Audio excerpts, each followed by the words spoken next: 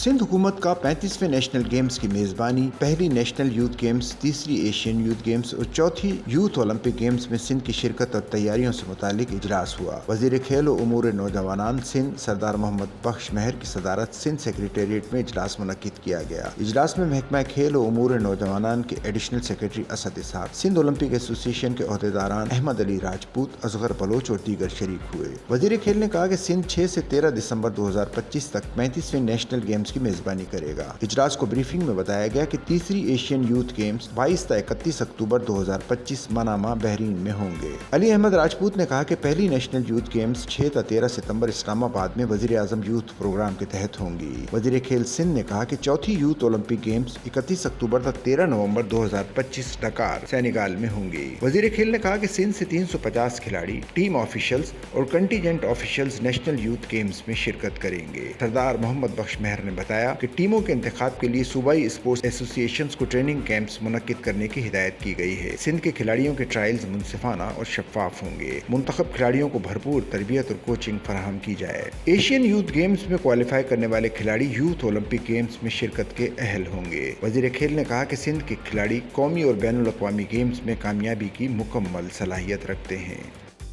Sachal news network की videos में खुश आमदेद। नाजरीन, वीडियो से मुतालिक अपनी कीमती राय का इजहार कमेंट बॉक्स में ज़रूर करें और चैनल को सब्सक्राइब करें।